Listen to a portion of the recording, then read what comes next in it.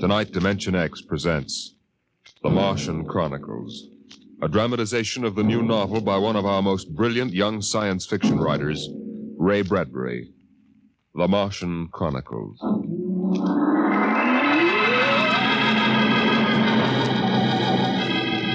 January in the year 1999.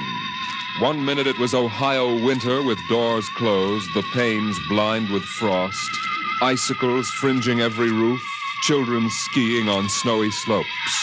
And then a long wave of warmth crossed the small town, a flooding sea of hot air. Bye, Mom. I'm going out. William McClellan, you come back here. You know you can't go out in winter without a coat. Do you want to catch your death of cold? But it isn't cold. It's warm outside. It's rocket summer. Rocket summer? You know, like Indian summer.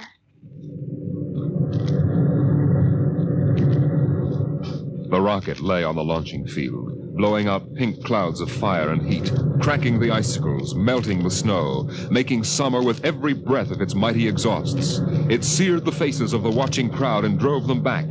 And then they saw the red fire and heard the big sound as the silver rocket shot up toward Mars and left them behind on an ordinary Monday morning on the ordinary planet Earth.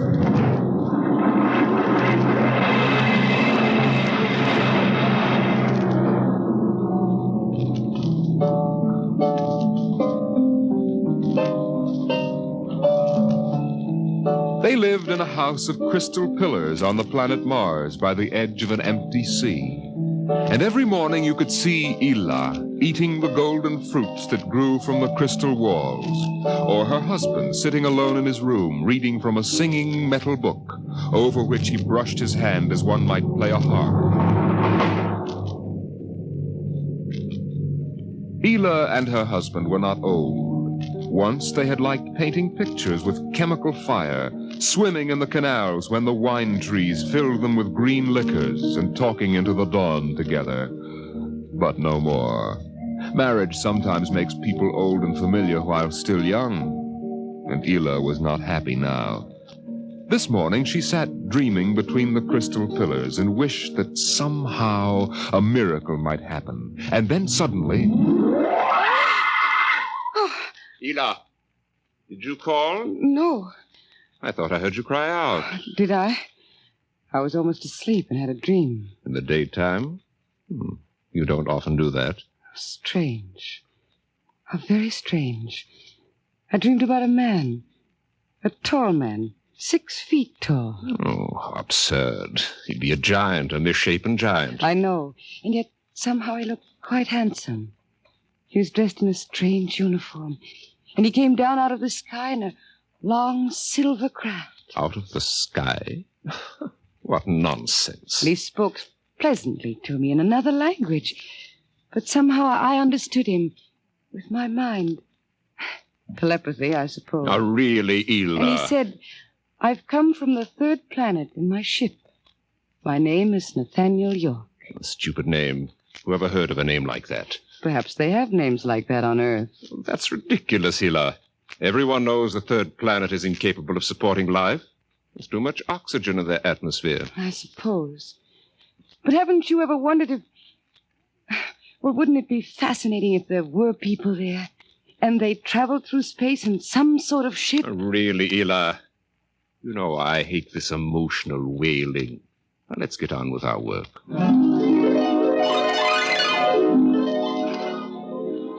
Evening came. The twin white moons of Mars were rising, and the house closed itself in like a giant flower. A wind blew among the pillars, stirring Ela's russet hair, crooning softly in her ear. And it was then that she began singing the song. Drink to me only thine eyes, and I will pledge with mine. Ela, what's that song? I don't know. What do you mean you don't know? I've never heard it before. Did you compose it? No. Yes. No, I don't know, really. I don't even know what the words are. They're in another language. It was part of the dream I had, I guess. Oh. You know, you haven't been yourself lately. It might do you good if we went away to the Blue Mountains for a week or so. What? Did you hear what I said? I'm sorry. I was watching the sky. You're certainly interested in the sky tonight. It's very beautiful. Well, what about my suggestion? Shall we leave for the Blue Mountains in the morning? You mean go away now? Oh, no. No? Why not? Why don't you want to go? I don't know. I just don't want to, that's all.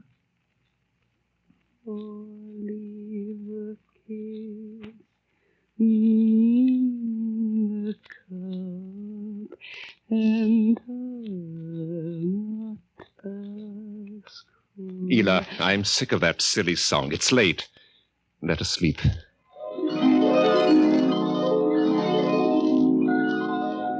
From the crystal walls poured a soft carpeting of mist to support Ela where she lay down to sleep. But through the night she tossed restlessly, until just at dawn the dream recurred. Ela, wake up. What? Oh, what is it? You've been dreaming again. You talked in your sleep. Did I? Yes. What were you dreaming? The ship. It came from the sky again. And the tall man stepped out and talked with me. Telling me little jokes and laughing. What else happened? And then this Captain York... Oh, I can't. It's all so silly. Tell me! He said I was beautiful. And then he kissed me. I thought so. What else? Why, Eel, you're so bad-tempered. It's only a dream. Is it? You know I can read your mind. You can't keep secrets from me. Well, all that happened was this Captain York told me... Well, he told me he'd take me away in his ship into the sky. Take me back to his planet with him. It's quite ridiculous, really. Ridiculous, is it? You should have heard yourself. Fawning on him, talking to him, singing with him all night. In your dream, he landed in Green Valley, didn't he? Please. And he told you he was coming today. Yes. But what's come over you? It was only a dream. You can't be jealous of that. No, I suppose not. Forgive me. I'm being childish. Eel, you're sick. You've been working too hard. No, I'm all right. But perhaps you're right. Maybe I could use a little relaxation. Yes. I think I'll take the morning off and go hunting. Hunting? Yes, in Green Valley.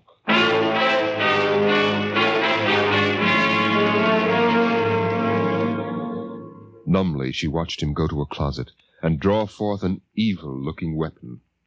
And then her husband was gone, walking toward Green Valley. And Ela waited, watching the sky for an unknown thing, trembling with a nameless fear. And then it happened. A whirring, rushing sound, the warmth as of a giant fire passing in the air, the gleam of metal in the sky. He's come! It's true! The dream is true! The rocket vanished over the hill. The sky was empty again, and trembling, Ela waited again, looking toward Green Valley and seeing nothing, listening for sounds and hearing nothing, until a shot sounded, very sharply, the sound of the evil weapon. Oh, no. No. Her body jerked with the sound, and she wanted to scream and never stop screaming. For now she knew the dream could never come true. There was nothing left but the song, the strange and fine and beautiful song.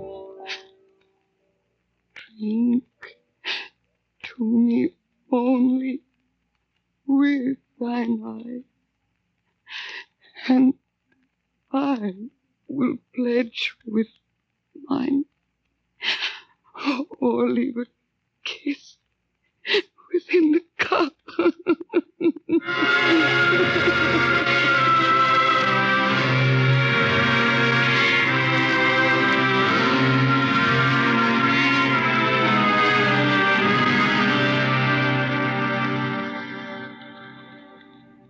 But still the rockets came. The next ship came down from the stars and the black velocities and the silent gulfs of space. and landed by night near a Martian city.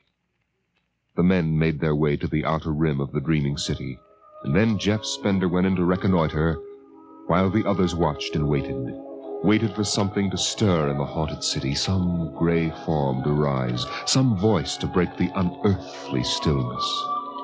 Where were the people? Where were the Martians?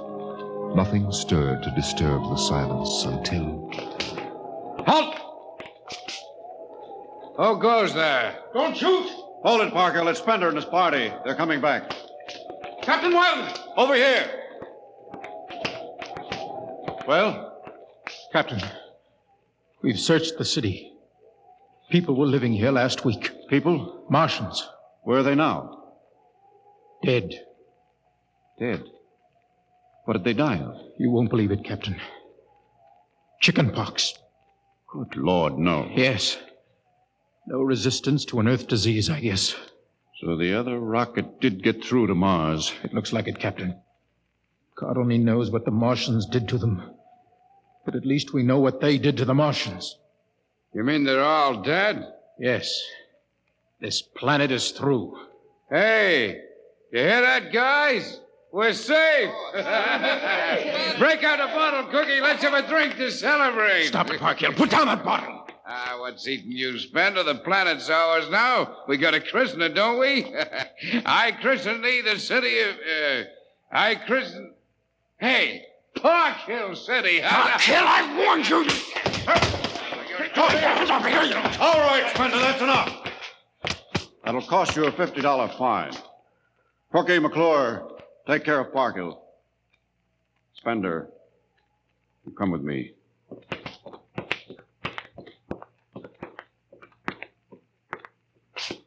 All right, Spender, why did you hit him? I don't know, Captain. I was ashamed, I guess. Ashamed of Sam Parkhill and the noise and the spectacle the whole crew is making. It's been a long trip. It's only natural they'd want to have their fling. Yes, but where's their sense of what's right? Their respect for what's happened here? Captain, a race builds itself for 1,000,000 years, refines itself, builds cities like this one, does everything it can to give itself respect and beauty, and then it dies. Of what? Not anything fine or majestic or fitting, but a dirty little thing like chickenpox. And Sam Parkhill wants to celebrate. I know, Spender, but you've got to remember you've a different way of seeing things. I'm seeing things all right. I'm seeing what we'll do to Mars. We'll rip it up, rip the skin off, ruin it the way we've ruined our own planet.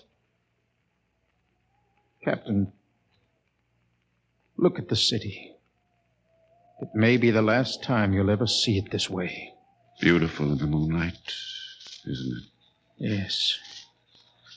There's a poem by Byron that describes it, and how the Martians would feel tonight, if there were any of them left to feel. So we'll go no more a-roving so late into the night. Though the heart be still as loving and the moon be still as bright. For the sword outwears its sheath, and the soul wears out the breast. And the heart must pause to breathe, and love itself must rest. Oh, the night was made for loving, and the day returns too soon. Yet we'll go no more a-roving by the light of the moon. Without a word, the Earthmen stood and looked at the city. The bottle lay shattered at Sam Parkhill's feet, and the sour stench of liquor filled the cool air. The men of Earth had come to Mars.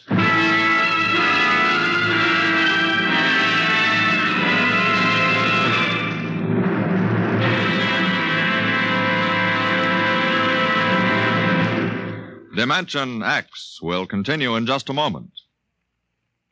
It's National Wheaties Week. Yes, the week when everybody tries Wheaties, even an orchestra leader. And here he comes from behind the scenes in radio to help celebrate National Wheaties Week, Mr. Von Dexter. Thank you, Frank. Hello, folks. I understand this is National Wheaties Week. I can't get a kick out of that. The only breakfast food in the world with a week of its own. And I'm here for just one thing, to ask you to try Wheaties during National Wheaties Week. There are a lot of us whose voices you've never heard on the Wheaties big parade of radio programs, you know. Backstage people. Like musicians. Right, Frank, like musicians. We'd get great pleasure from knowing you like these programs well enough to buy a box of Wheaties tomorrow. Wheaties are good. They're nice to eat. I like them. I think you will. Try them once during National Wheaties Week. Will you do that? Vaughn, I think the folks will. Good. Thank you. Good night.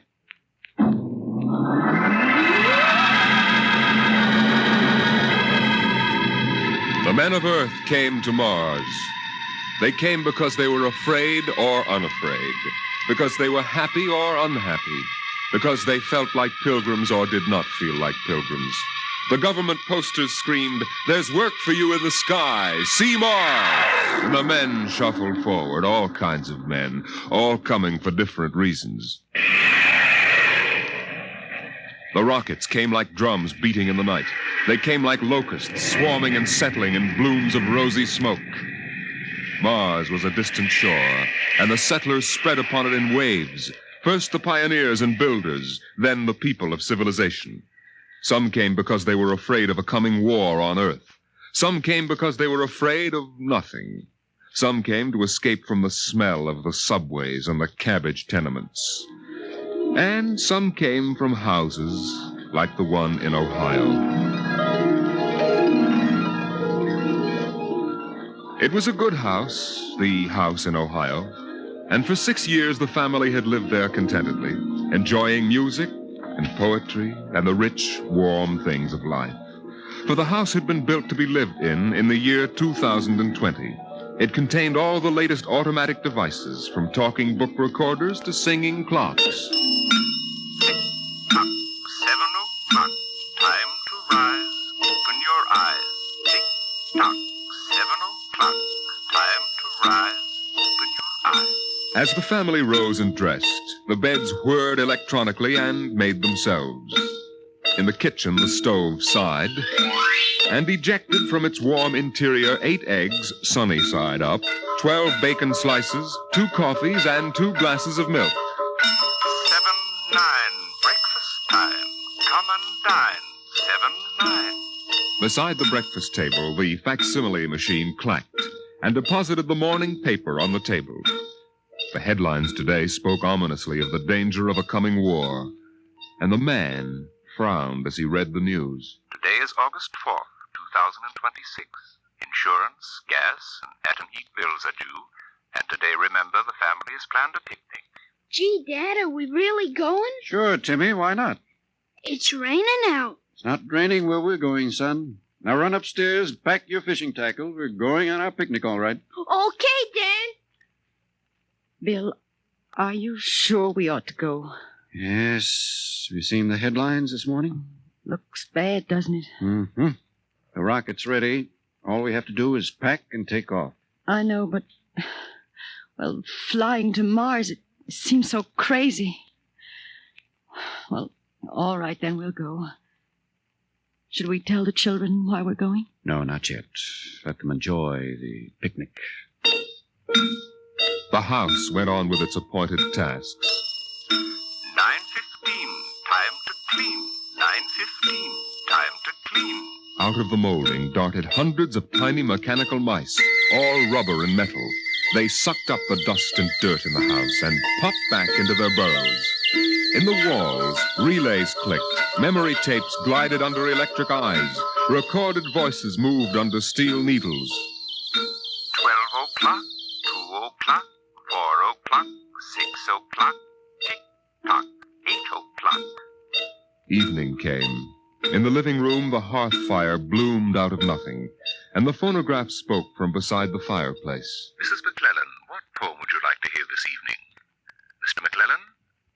And you express no preference? I shall select at random from among your favorites. Sarah Teasdale, There Will Come Soft Rains. There will come soft rains and the smell of the ground, and swallows circling with their shimmering sound. and frogs in the pools singing at night, and wild plum trees in tremulous white. Robins will wear their feathery fire, whistling their whims on a low fence wire, and not one will know of war, not one will care at last when it is done. Not one would mind, neither bird nor tree, if mankind perished utterly, and spring herself, when she woke at dawn, would scarcely know that we were gone. The phonograph finished the poem, but there was no one there to hear, for the family had gone to Mars.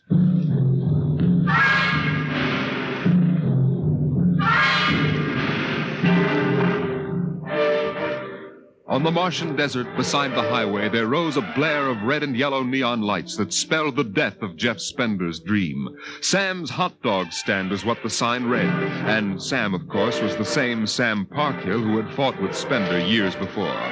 10,000 rockets were reported leaving soon for Mars, with 100,000 hungry customers, and Sam wanted to be ready for them. Hey, look up there, Elmer. Huh? See that green star up there? That's Earth. Good old wonderful Earth. Makes you feel almost reverent, don't it? Yeah. Send me you're hungry and you're starved. Something. That's a poem I learned in school. Come on, Earth, send me your rockets. Here's Sam Parkhill with the only hot dog stand on Mars. Sam, what if the rockets don't come? What if there's a war on Earth? Don't worry, they're coming all right. Ain't nothing gonna happen to spoil my plans, baby. I figured it all out. Sam! Hey, Sam, look up there! Earth! Oh, what? Oh, no. It's catching fire. It's burning. Oh, no, that can't be Earth. Elmer, they can't do this to me. I got all our money invested in this place. Go ahead, Sam. Switch on more lights. Turn up the music. Get the hot dogs on the fire. There'll be another batch of customers coming along in about 100 million years. Oh, no, it couldn't be. What a swell spot for a hot dog stand. Let you in on a little secret, Sam. This looks like it's going to be an off-season.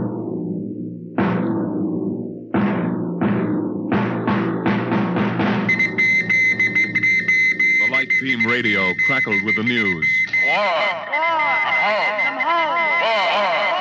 By morning, the shelves of the luggage store were empty, and the rockets were blasting off, headed back to Earth. In a few days, everyone was gone, and the planet of Mars once more lay deserted and silent.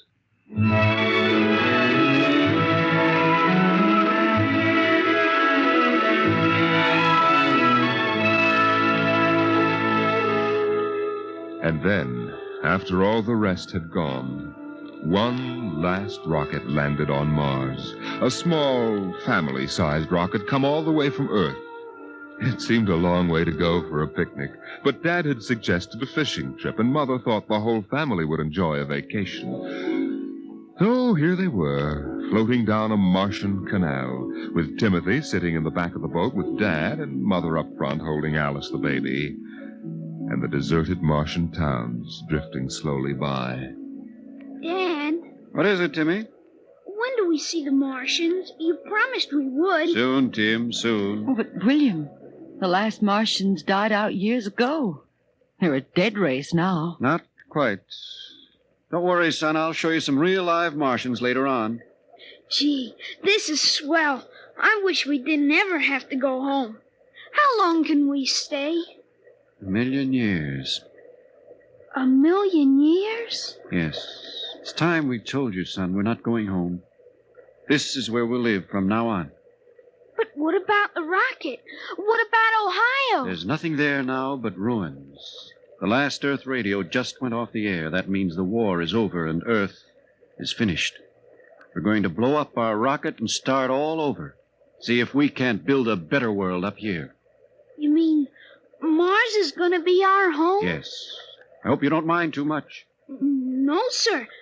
But what about the Martians? When do we get to see them? There they are, son. Look down at the water. I don't see anything there. Beside the boat.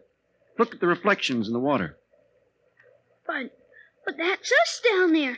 Just you and me and Mom and the baby. Yes, son. You see, we're the Martians now. For a long, silent moment, Timmy stared down at the reflections of the family in the waters. And the Martian stared back up at him. Then he lifted his eyes to the deep ocean sky, trying once more to see Earth and the house he had always called home. But Earth was too far away, and the house was now only a heap of radioactive rubble. Only one wall remained standing, and within the wall a voice spoke again and again and again. Not one would mind, neither bird nor tree, if mankind perished utterly, and spring herself, when she woke at dawn, would scarcely know that we were gone, that we were gone, that we were gone, that we were gone, that we were gone, Today is that we October were 5th, gone. 2026. Today is October 5th, 2026.